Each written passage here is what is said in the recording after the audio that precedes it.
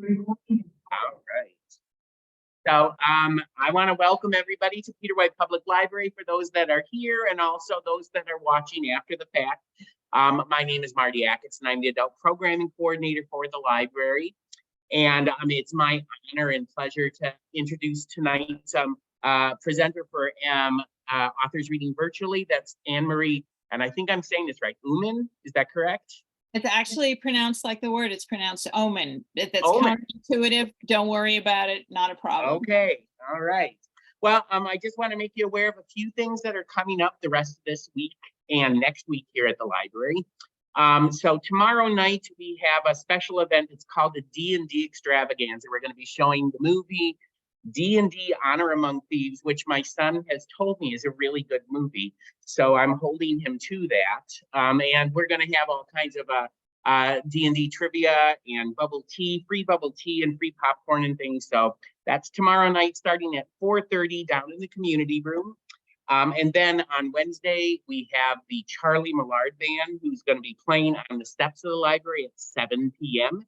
And then on Saturday, we have an all-day long event called Game Fest, where there's going to be games in practically every room of the library for all ages. So you can show up and play D&D, Monopoly. I don't even know if kids play Monopoly anymore, but Monopoly, whatever. We're going to have that all day on Saturday. And then next week, we have our Craft Magic series. So we have Jody Trost coming in to do felt magic again. And then next week, Wednesday, we have the Goofy Foot Band that's coming up and doing a concert for us on the steps at 7 p.m. on Wednesday. We have the Marquette Poet Circle meeting on Thursday here in the library in the Shivers room at 6:30. And then next week, Friday, we're showing a documentary about Alfred Hitchcock called Alfred Hitchcock More Than a Profile. It's about Alfred Hitchcock's life. So lots of great stuff coming up. But let me tell you a little bit about Anne-Marie here. Anne-Marie Oomen's new memoir, As Long as I Know You, the Mom Book, won AWP's Sue William Silverman Nonfiction Award, also a Michigan Notable Book Award, and a Silver Ippy, which she has a really pretty medallion for, the Silver Ippy. There you go. See, there's her Silver Ippy. That's very exciting. She's going to wear it everywhere she goes now. And then her new book, The Long Field, Essays of Comfort and Home, is going to be coming out later this year or this month, yeah. Later this month, and we're going to have Anne-Marie back in the winter time to do a reading from that one. I can hardly wait for that. Let's see. She has edited Elemental, a collection of Michigan nonfiction, and authored The Michigan Mermaid with the great Linda Nemec Foster. I love Linda. And also Pulling Down the Barn, House of Fields, which was a Michigan Notable Book, and also American Map, Essays, Uncoded Woman, which is poetry, and Love, Sex, and 4-H, which won the Next Generation Indie Award for memoir. Let's see. She is a founding editor of the Dunes Review, and it's a great publication. I've actually been lucky enough to place a couple poems in there. I'm a former president of the Michigan Writers Inc., and instructor at Solstice MFA in Creative Writing at LaSalle University and at Interlochen College of Creative Arts. She appears at conferences all over the country. And after nearly 20 years of teaching all levels of students from junior high to graduate school, Anne-Marie became writer in residence at Interlochen Arts Academy from 1997 to 99, and then went on to chair the creative writing department from 1999 to 2008, where she oversaw the program development of the Writing House. And I'm going to ask you about this during the Q&A, but I also want to hear how your talk with Anna Quindlen went, because I saw that you had spoken with Anna Quindlen. So I'm excited to hear you talk about that as well. But please give a big Peter White Public Library welcome to Anne-Marie Oomen. Thank you. Thank you so much, Marty. And I want to thank the library for sponsoring programs like this, because it's really important for writers to be able to contact readers and make that connection. And it would be difficult for me to get up there, but I'm really grateful to have the opportunity to do this virtually. And I hope people listening in will enjoy it. And thanks so much for having me. Peter White Library. It's a cool name, Peter White. There you go. So I am going to read from the new book, from this book, As Long as I Know You. It came out last October, and it has done really well. It's the story of my relationship with my mother. And we all have mothers, and most of the time we do have some contact with them, and sometimes we have more than we'd like, and sometimes we'd like a lot more.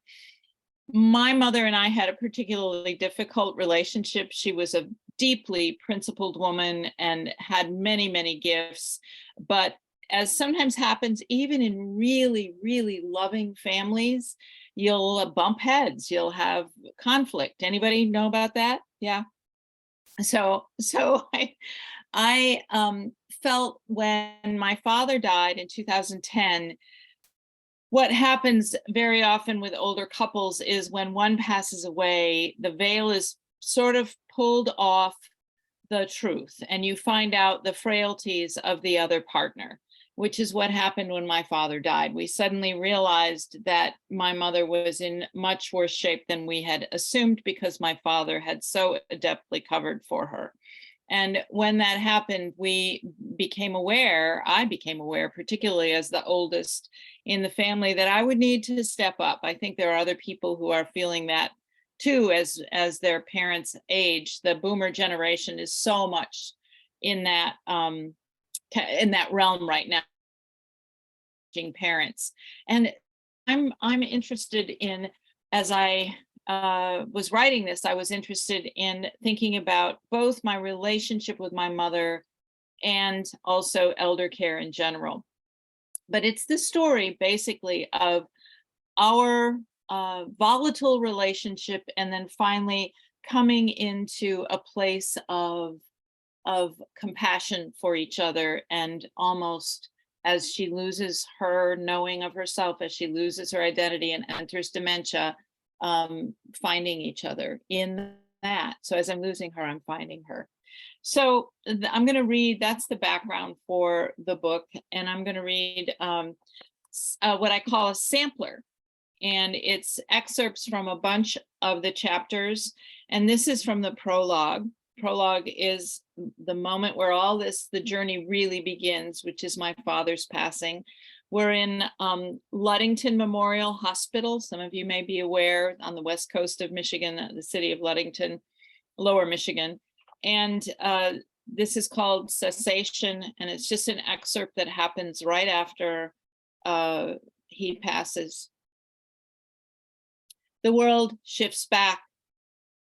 We are half orphaned. Our family stands in a hospital room that is a field of silence, all about her. She remains mother, parent, elder, and now widow. She is drive, control, shame, power, mourning, distorted love, all of it. And also suddenly, I know this more deeply than anything, she is alone. And now an intuition springs from connection that has always been knife sharp between us. Her solitude will be specific, demanding, and mothers should have that. These women who gave us life, who raised us up, who wiped our butts. But hers is beyond me, for one simple reason. I have not been a good daughter, and I don't intend to start now. The pattern was set long ago and can't be marred by breath or unbreath. Except I know nothing of the work of grief, except I know nothing really of her or of myself. So that sets up the sort of premonition that I'm going to have to take more responsibility than I was prepared for, and that I might have to revise my view of myself as the bad daughter. So That's from the first chapter. This next one, the book moves back and forth between the past and the present. And this next one sets up the complexity between us, how we are bound to each other, and at the same time, how we are so very different. And it's from the chapter titled Buttons. Childhood, rivered with need, with talk that pools under the talk that talks. Childhood is about money. Not enough, not enough. Childhood is my dad wanting to plant some new field, but there is no money for seed. The cows have been sick. The vet will not come. Machinery is broken. Somewhere beyond us, something called communism is spreading, and an atomic bomb might right now be in the air, falling. The Russians can do that, and there is no money. And now it seems we have a farmhouse of holes. My mother is worried about the holes, our shoes with holes, shirts with holes, sweaters and coats with tears like mouths open and panting. Holes. The fronts of our coats flap like doors in wind. Winter is coming. I am not yet 10, but I have already been taught the world is round. In science class, I have seen pieced together pictures of the world from those rockets that entered space for the first time and sent back the photos. So if you strung them together like a puzzle, you could see the curve, supposedly proving at last that this place is not flat, but round. I don't believe it. Too scary. I know it is a little false, like the fake money in Monopoly. It just looks a little real. If you climb the hill behind the barn, you see all the way to the lake, the edge, flat. But then why does the lake disappear? My mother's question is full of the holes where knowing lives. Because you come to the end of it, I think to myself, don't say it, don't say it. Because where the sky starts, that's the end of the world. Don't say it, don't say it. She'll be mad for my sassing. As though she has read my mind, she says, no, something's always past the edge. And what happens there, Mama? My hands turn cold. The things I don't know, my heartbeat turns into the sound of rain. These are the thoughts I get lost in when I'm trying not to get lost in the worry about the holes. So that's a little bit about the background that sets up the dichotomy between us. Then this next part is from a chapter titled Dynamite. And many of you, especially if you're a little bit older, may have had this experience where you have to clear the home of someone who is moving into an assisted living situation or a medical care facility or something like that. And so all of a sudden you have to look at the stuff of a lifetime. And even if it wasn't quite a lifetime, it seems like a lifetime because there's so much there. Anybody got that feeling? I'm seeing a couple people nod, right? So this is from Dynamite. Mom has been moved to a place called The Manor, and my sister and I are clearing that house, her original home. Sort, clear, stack, sort, clear, stack. Mom's dusty kitchen is full of boxes sitting like squat security guards. I'm breathing dust that should be sampled for an archaeological dig and wrapping endless clutter when my sister, Mary Jo, bursts into the front door. Mary Jo has been cleaning Dad's storage shed behind the house while I pack this stuffy kitchen. Mary Jo says, I think we have a problem.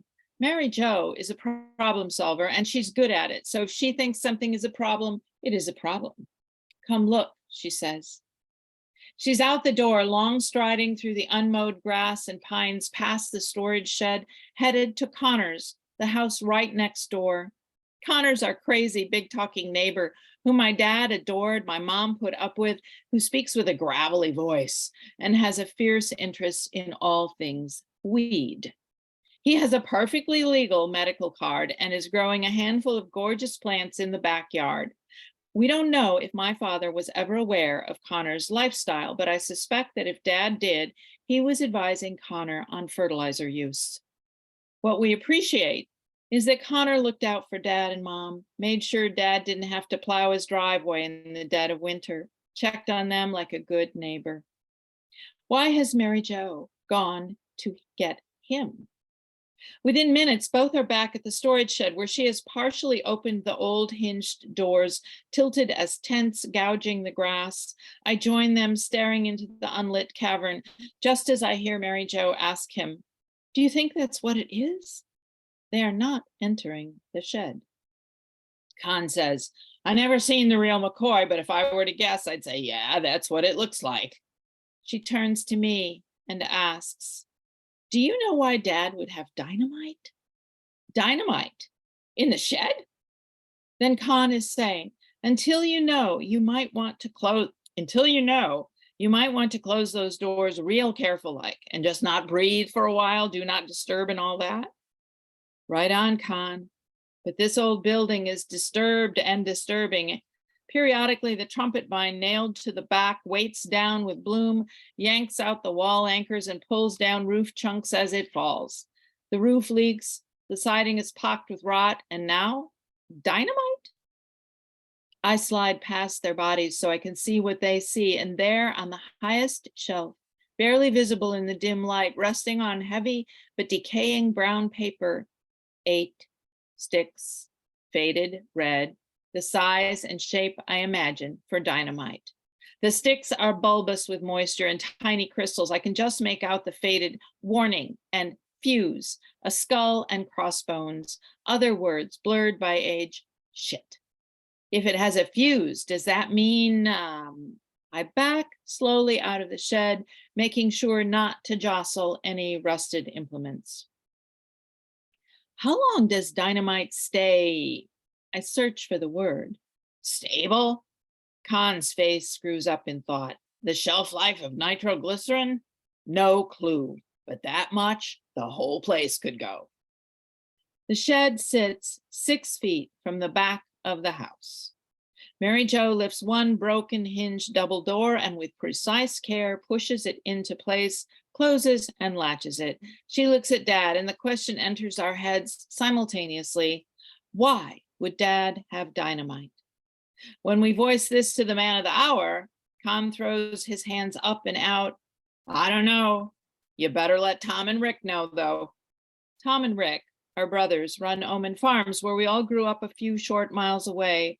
The farm that my father and mother ran. From that small farm, my brothers built an operation known throughout the region. Though they were creating a success, Dad often shook his head at their progressive risks. Dad was a cautious man, so dynamite seems out of character. Mary Jo asks, "Isn't that stuff outlawed?" Khan grins, "Like since the 70s, federal." So Dad kept an unstable explosive and broke federal laws? Khan's right. This is not something to handle on our own. This is a family affair. I text my brother Tom. Found what may be dynamite in Dad's shed. Can you come check ASAP? We head back to our parents' house and Khan heads home hollering over his shoulder. If I hear a big noise, I'll know what happened. So if you are intrigued by that, please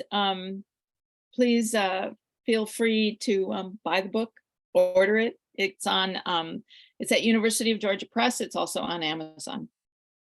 So from the title chapter, this is another little segment. It's called As Long as I Know You, and this is where I got the title. She's finally signed all the right papers, but I've never asked her this. What makes her daily life worth living? What I know, even though I helped create this life, I would be hard pressed to live as she is living. Judge Judy, bingo, canned pears, starlings at an empty feeder, boredom, loneliness. We made her safe so she could stay alive, but what makes her want to stay alive? Mom, I need to ask you a question. Soft opening. She has a mother's sixth sense for alarm that never fades. It kicks right in.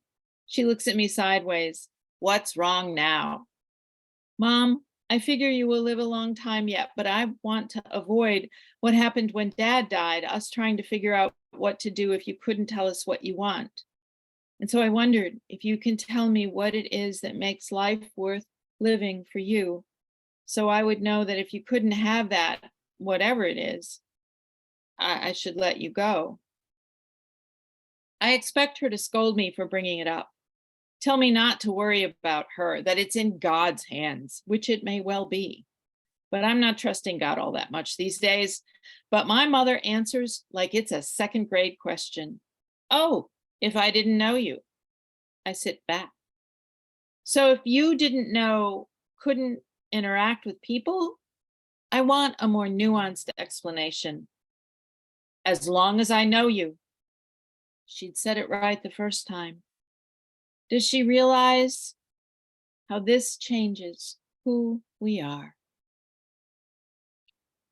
So that's where the title comes from, As Long as I Know You. And that became pivotal, of course, as we entered the pandemic and the vagaries of being apart from her became more complicated and hard on all of us. So this is another little segment from a chapter called My Mother's Country. And this is after she has moved. And one of the things she really, really loved, and I think elders do, is that if I could come and take her out to lunch, not just eat with her in their cafeteria, but get her off campus, so to speak. And so this is a story of one of those lunches. And this is after she's in some dementia, but she's still able to communicate pretty well. I have promised to take her to lunch away from the facility, pushing the wheelchair over the sidewalks. But when we get to the cafe, it's closed. The only option, down the block, Christie's Poorhouse, a local dive that smells of spilled beer and fried food and could qualify for the Antarctic Research Station the air conditioning is on so high. I remember a side room where we might sit and no one would trip over this lug of a wheelchair. I see Mom's face taking on that distant look. She's slipping back into her broken mind, and I can't bear to let her go just yet. Quick now, quick. I ease the wheelchair down the curb, away from the cafe. I rattle our way over cracked concrete, dodge a couple of cars, up the other curb, and through the boot-scuffed aluminum storm door into the dark space. The patrons, coveralled out-of-work men and a couple of ciggy-scented women, seeing us struggle over the threshold, slide their heavy bodies off the stools and become more than kind, shoving tables and chairs as we negotiate our way to the side room. Even the regulars, leaning out from their booths, scoot out of the way. Can you make it? Sure you're okay. Once settled in the side room, the sweet waitress opens the side door to the street and the hot air rushes in, warming the space. At my look, she shrugs. What the hell? In reference to the air conditioning. Mom can see the traffic, the comings and goings of the town, and this will occupy her. We are fine. I order soup for her, chicken noodle, and when it comes, thick, old-fashioned egg noodles crowd the broth. I break up the noodles so they won't slide off her spoon. Good. She tucks right in. But after a while, she lifts her head, straight white hair glowing in the gray light. She studies the room and then she asks, "Is this a bar?" I brace myself. It's not that she minds bars, but for all the memories she has lost, certain proprieties remain indelible as tattoos. We are here in the middle of a weekday, and she knows that. Not Friday night fish fry for Catholics, which was the appropriate time she and Dad patronized our local bar. I don't know if she will object, this woman who once walked out of a restaurant for being owned by people whose political views were so far left she thought they might be communists. That, and they served pork chops with garlic instead of apples. I take a breath. Yes, Mom, it's a bar. I thought so. She nods like she's figured out something. She inhales a long noodle, broth spilling from the spoon. I brace myself and ask, "How do you feel about that?" "Oh, real good." She nods and slurps her soup. I smile. "Well then, would you like a beer?" "Oh no, I couldn't do that." She puts her spoon down like that's final. I decide right then I'll have a beer. "You want some of mine?" Well, are you gonna? I know what that means. I'm gonna have something Belgian. This appeals to her ancestry. Well, a little sip.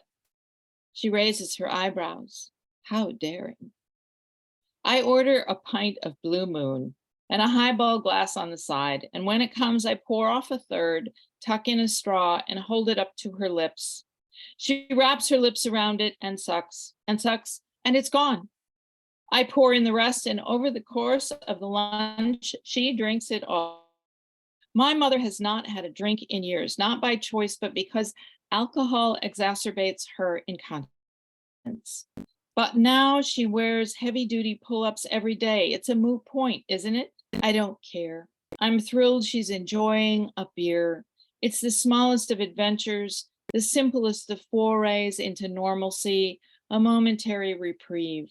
I know the aides will have to deal with the results, and I should be ashamed of myself. But to see her draw on that beer with such intensity makes my eyes smart. Before we know it, lunch is over. To go out means to come back, to return to that other country. So that's my mother enjoying a beer. So this next little teaser is from the chapter titled Breezy. And just so you know, a breezy, and many people do know this already, a breezy is a particular kind of wheelchair. It's a model for a wheelchair. It's a very ironic title, I think. And her particular wheelchair was called a breezy. And we eventually have to move her out of assisted living. Her care has become too intense, and she's going to a full-scale medical care facility. And this is the day that I move her. Are we going to lunch? She asked. She's maybe hoping for McDonald's, her favorite. We're going right next door, Mom, to the medical care facility. She goes quiet. I focus on the wheels. This wheelchair, ironically called a breezy, this rolling cart, these fortunate circular legs that ease her across the parking lot to the much larger parking lot of the facility. The surface is not easy. The journey, short as it is, takes muscle, but it's easier than renting an ambulance to transport her what is the length of a football field. We bump over the curb, and then I'm shoving her breezy up the slow incline, leaning forward, using my legs to gain momentum over the asphalt, cracks and seams pocked with weeds. Where are we going? Her voice again, plaintive. I'm breathless, pushing, I'm imagining. Well, Mom, I'm kidnapping you.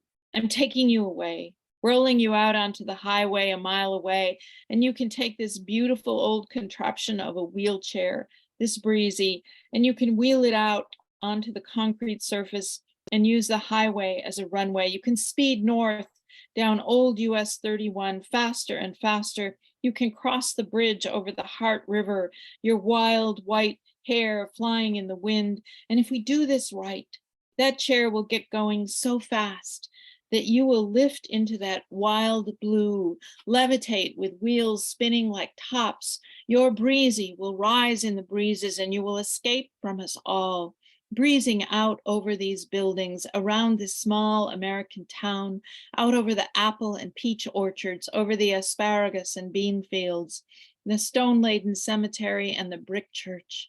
And you will follow the old familiar way down Jackson Road. You will pass the gray farmhouses of friends you grew old with, pass over the loam fields that always are freshly tilled in your mind, the wide stretches of woods and pasture that defined you, and you will fly over them, over the cedar swamp, the irrigation pond, over the familiar white farmhouse with its grand silver maple, over our red gabled barns with their ghost animals, over the rusted sprawling machinery, back to the bustle that you were once the volcanic center of, back to your spinning life. You and your breezy will ride the currents of time and escape, hair streaming, wheels spinning in the wind. Next door, Mom. We're going right next door, I say, and I giggle maniacally and push harder up the slow incline, past the smoker's tree, past the convalescent unit, over the darkened potholes, and then we are there. So that's my little sampler for the book, As Long as I Know You. And it kind of gives you a sort of arc of what's happening in the time of her decline. We eventually do become friends, and then, the pandemic hits. And suddenly we can't see each other. And the connections that had been built over that time were pretty lost, severed. And the tether that kept us going, which was company and being company to each other, then faded. So my mother withdrew, as many of them do. And during the pandemic, the aides at the medical care facility did this remarkable thing. They provided tablets for many of the elders, and they would come around at a certain time each week and set the tablet up, and we could FaceTime. And my mother didn't quite understand it. She thought I was on TV. And so she wouldn't answer any questions, but she would listen to me. And sometimes I could read something to her, and I could talk to her, but she became progressively more reclusive. And so this, was what the pandemic did to us. And then one day, early in November, she died November 16th, and this was early in November. And I didn't know it, but she was probably entering active dying. And we're on FaceTime. And she starts to speak. "You're coming home for Christmas." She makes it a statement, just as she once did, bossy, demanding, the voice that triggered my defiance. She just wouldn't give me a choice. Insistence running to the imperative, a trigger, but it doesn't work. What I'm slack-jawed about, a full sentence, then several. I find my voice, and without thinking, tell the truth. "No, Mom, the sickness is contagious. We can't come now. I hate myself for this, for the truth of it. But bless her, my mother's having none of it. Oh, but you have to come home." That old doggedness. I almost can't answer. I love hearing it so much. When was the last time she demanded anything of me? When was the last time I heard this voice trying to control me, her world, anything? I embrace it, savor it like candy. Yes, of course. Yes, we'll come. I say yes to my mother, some rare joy ratcheting into my breathing. And miraculously, she continues. "Christmas Day, what time?" "How about 5? I'm making this up. Anything to keep her talking, keep that voice ringing in my ears. "You come early. 4 o'clock would be better to get things done." So like her, insist on more time, on working together. "Yes, we'll do that," I say. Once assured that I will come at 4, my mother, who has not planned anything for years, wants to plan the menu. There, FaceTiming on the counter in my kitchen, with her 100 miles away in her wheelchair, we plan Christmas dinner, me extending every suggestion to keep her talking, to hear again that voice. And where once I would have argued, once I would have challenged or changed her plans, insisting on my superiority, I found myself delighting in her every suggestion and giving over to it. Yes, I would bring the ham, one of those silly, ridiculous pre-cooked spiral things. Yes, I'd ask Tom and Jill to bring the shrimp. They like to do that. Rick and Jackie will bring a big salad, maybe 2, one with fruit. She says, Mary Jo should make the potato rolls for the ham because she's the only one of you who can make them rise. She's right. Pat and Dwayne. Oh, they come from too far away, she says. They shouldn't have to contribute, she says, but I insist. Mom, otherwise they will feel left out. Maybe appetizers? And she responds, oh, tell them to bring the beer. They're good at that. Clear as a bell, bring beer. I'm laughing, trying to keep the thrill of hearing her voice, hearing her belief that we will make this happen yet again after decades without it, this planning Christmas dinner.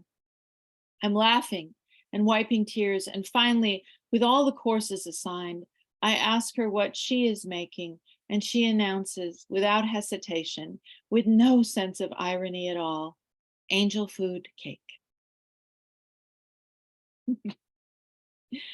And that's pretty much word for word, because when my husband was he was in the den, and he was sort of eavesdropping on this, and he came down because he couldn't believe she was talking, to hear what this conversation was. So it was pretty remarkable. But I think the pandemic hurt so many families, and it calls to the surface one of the underpinnings of the book, which is elder care, and how in this country we have a crisis about elder care and who takes care. And I really, really came to appreciate and love the aides at both of the places where my mother stayed. And I found that I thought about them a lot. I tried to learn their names and know something about them. I believe these people should be expertly trained, deeply benefited, well paid, if they're going to take care of our families for us, so that we can keep being contributing citizens. And we have this reliance on the two-income family now. So it's rare that you can get a single income and have someone stay at home and care for children or elders. And so this is part of what has to happen if we're going to put people or place them out of home. So I'm deeply concerned about that. And that's sort of one of the underlying themes of the book, too. So I'll close with that. And I know you might have some questions. Yeah. Well, Roberta, I don't know if you have questions, but Kira, I have a question, but do you have a question? Go ahead. Well, one of the things, I mean, because I sort of went through the same thing with my mother, Oh, because she was suffering from Alzheimer's and dementia, and ended up right before the pandemic broke out, ended up in a nursing home. And yeah, it was really difficult. But yeah. what really amazed me about your book is because it was so detailed and you had these conversations that were so beautifully laid out. Now, you mentioned, I think maybe in your introduction or some of your introductory notes, that you were keeping notes or something. Was that mainly for just keeping track of what was being said and the care of your mother, or were you planning on writing about this whole No, thing? that's was such a good question. And you have anticipated both of the answers. Mhm. One, I was trying to keep track of things because we were so unprepared, as so many people are, to take this on, that I wanted to keep track of what was said, what her state of mind was, what the aides were saying, what I was trying to say. But in the process, I also was experiencing anticipatory grief, because I knew she was in her 90s. This could not go on forever. And even though the family is long lived, I felt like, okay, I want to hold some of this, and the best way as a writer for me to hold it close is by having good notes. So I was journaling right along Mhm. as things were happening. So both of those things were serving. And I appreciate that question. I think it's important for people who are doing caretaking to keep a little journal, just so that, because so much happens and there's so much bureaucracy tied with getting help, and you probably know that if you went through. So that becomes an important thing. But then it also becomes a document of the decline, and also the relationship, and many times of the affection between people. Yeah. And that scene with you and your mother in FaceTime. Wow. Yeah, Yeah. it was pretty remarkable.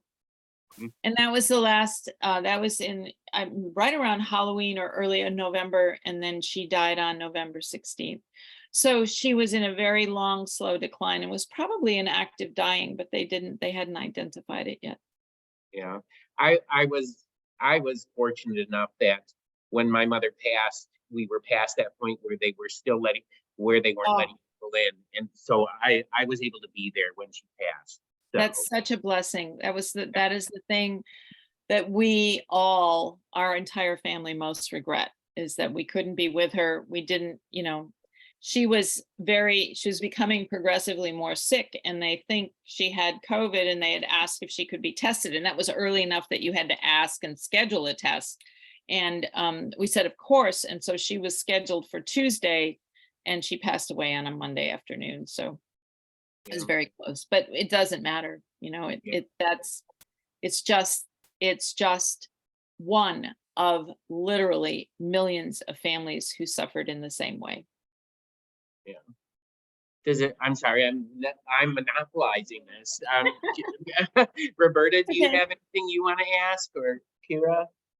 You did say before your or after your father passed, you realized how much he may have been covering for your mom.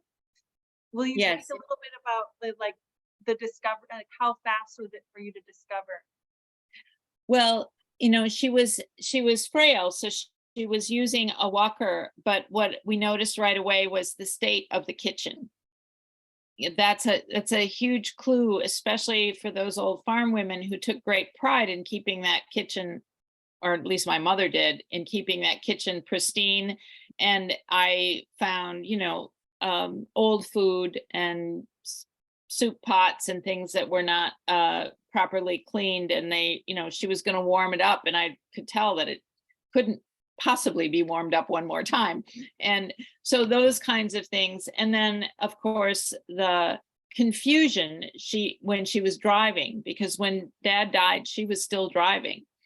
And the confusion, and we got reports from the neighbors that she would be driving way too fast, and then she'd stop in the middle of the road. And those kinds of things, just, of course, they scare the living daylights out of me.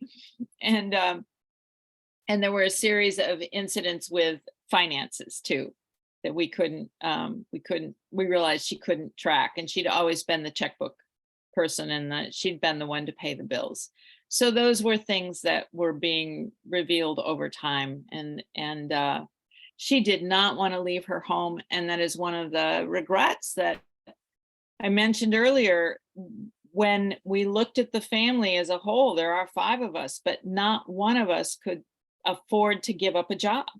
We didn't have that kind of operation that we could give up. We were raising families, and my brothers had in-laws that they were experiencing the same situations with. So there was just no one there, so that we couldn't arrange. I understand now that Medicaid does have some, in some areas, full-time assistance for people to come in and care for people in their homes. And that, I think, would be much cheaper on many levels.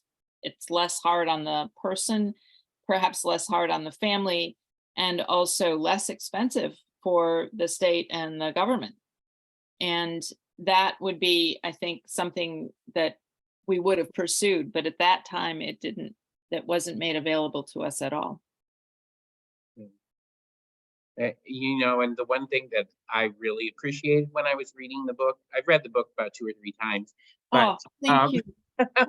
Oh my goodness. but how you sort of have to navigate this tightrope of wanting to give the person you're caring for the dignity that they, because I mean, you don't want to treat them like a child and say, no, you can't do this, or take stuff away from them, so you through your whole book, you're walking that kind of fine line of trying to maintain that dignity for your mother, but also wanting to make sure that she's safe. And yeah, it's I really, really appreciated that. Thank you. Thank you for those kind words. That's both the reality, and it is the part of the crafted tension in the book itself too. I was trying to take that reality and really get that on the page of how, because I knew that would be one of the tensions that would drive the book. Mhm. Otherwise, it's just a story of and then, and then, and then. And I wanted it to have a little more impetus and momentum than that. Mhm. Yeah. Yeah. Yeah. Roberta, do you have anything?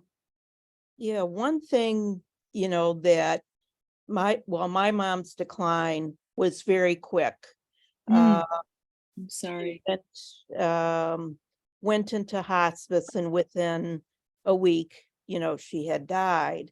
But during all those decisions, and we had talked about, not wanting any extreme measures done or anything like that.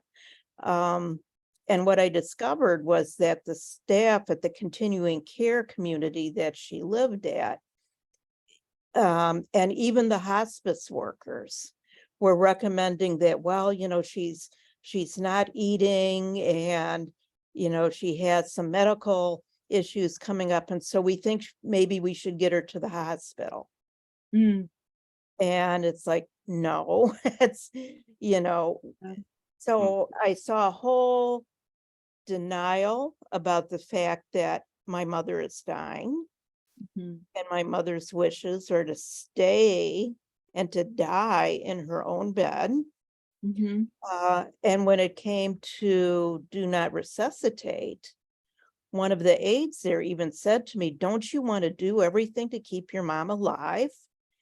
And I said, "If you do CPR on her, you'll puncture her lungs, because you're going to break her ribs." Yeah. Um, so, did you encounter any of that as your mom was dying, or was there indeed a recognition there that, okay, this is, let's keep her as comfortable as possible?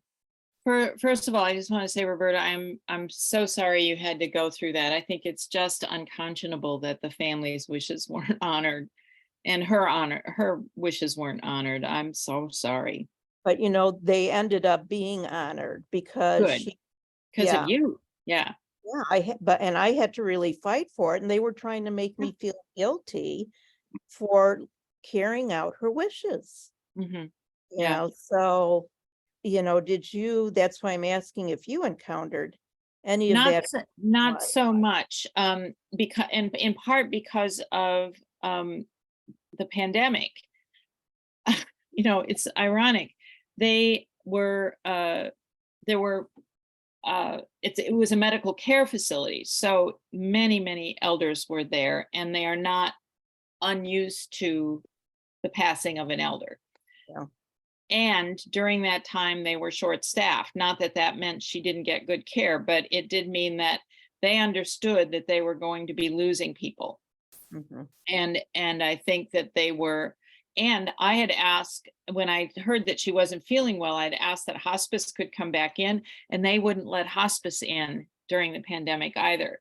So the loneliness is what I mean, I call it cultural COVID. It's the loneliness pandemic. And I swear that that had more to do with my mother's death than any complication caused or not caused by the staff. In terms of their honoring, I don't think there was as much awareness of what was going on as there should have been. So there was no, um, we're pretty sure she died alone, so yeah, I would have probably broken the windows to get to her if they had made that aware, had made us aware. So it's a different situation. We did not encounter that particular situation. I think what you're saying is not uncommon. They are trained to save lives, especially in hospitals. In medical care facilities, maybe a little bit less so in terms of that commitment to do every last measure. But I think honoring what you were trying to do, honoring her wishes, is one of the kindest and most loving things that we can do, even as we're losing our beloveds. But maybe this will be a good final question. I don't know, but uh, having gone through this, and I mean, do you have advice for people who might have older parents who are possibly declining like that? What would be, yeah, I mean, I know that you're not an expert or anything, but in some ways, when you go through a situation like this, you're forced to become an expert. Well, you have gained some experience. That is so Yeah, true. As yeah. you and Roberta both are sharing right now, you've both gained immense experience in terms of this. And I think that one of the best things that you can do as as caregivers is to have the paperwork done. We had none of that. They'd filled out nothing in terms of even the trust. They had this tiny little trust, as you read in the book. Even that trust was not properly written. So it took a long time for us to figure out how to save the house. And the process, even things like I was teaching in Kansas City, Kansas, believe it or not, sometime. And the Johnson County Library has an incredible book, which I will send you the link. And it is a link that to a document that goes through all of the things that a family needs to address, right down to who gets the pets and what happens to them, who gets the jewelry, what happens to the clothes, what happens to the favorite chair, and then all of the paperwork. Where is the will, if there's a will? Where is the documentation for the car? Where's the title? Where's, all those kinds of things that come as such a shock when you're in full-blown grief. And I will send that link to you, and maybe you can add it to the thing and the Zoom call. And then I think that I think is the biggest practical thing that you can do. And then the thing that I had to learn to do over and over again was was to let go of my ego, to allow myself to not be in charge. I'm an oldest. It's in my nature. And I had to just really learn my vulnerability.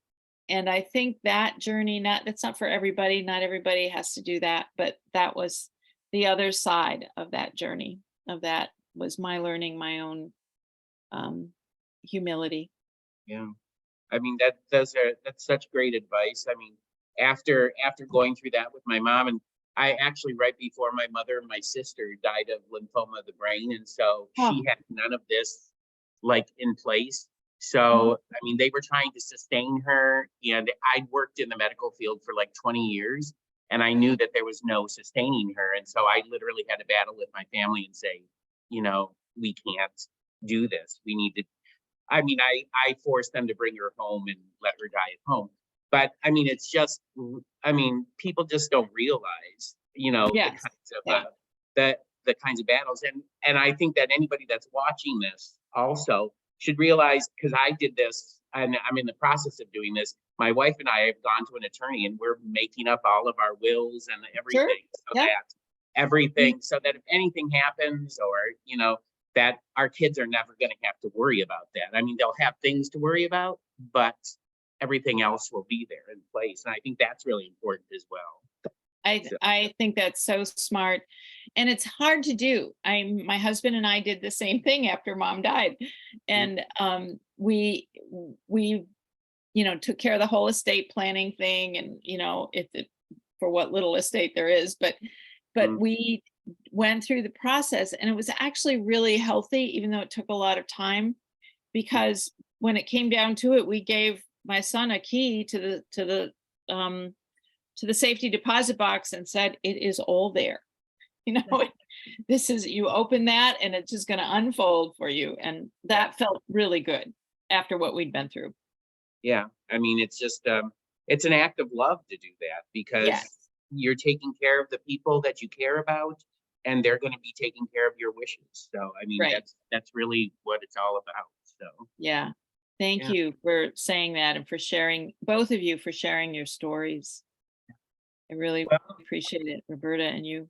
Yeah. Well, Anne-Marie, we're going to definitely have you back I would love that. In the winter time. I can hardly wait to get your new book and read it. In fact, I made a note of it, and I'm going to have I'm just going to show your readers the hold it up, picture. yes. I'll come back in the winter and we'll look at this one, okay? Yes, yes, and it sounds like we're gonna need that in the middle of winter, so there you go. It is. All right. It is a warm-hearted book. It's not quite so sad. Though Well, I and that's great. Although I also found great comfort in the book, your mother book as well. So I think it ends with a resolution that we understand, that we accept. So mhm, at least yeah, I hope it does. And I it, just it wanna- absolutely does. yeah, thank you so much for having me. I really enjoyed the conversation. You asked good questions. Roberta, thank you for being here. And Kara, is that what's Hearing, yeah. Kara, thanks for being here too. I Yeah. really appreciate seeing other faces on this. So it's really nice. Well, I'm so grateful that you were able to do this for us, Anne Marie, and You're welcome. I wish you all the best and best of luck with the book launch of your new book. And Thank you. I will keep in touch and Okay. we'll get you back here. So All righty. That sounds great. Thanks a lot. thank you so Take much. care, Marty. All Bye. right, bye bye. Good night. All right.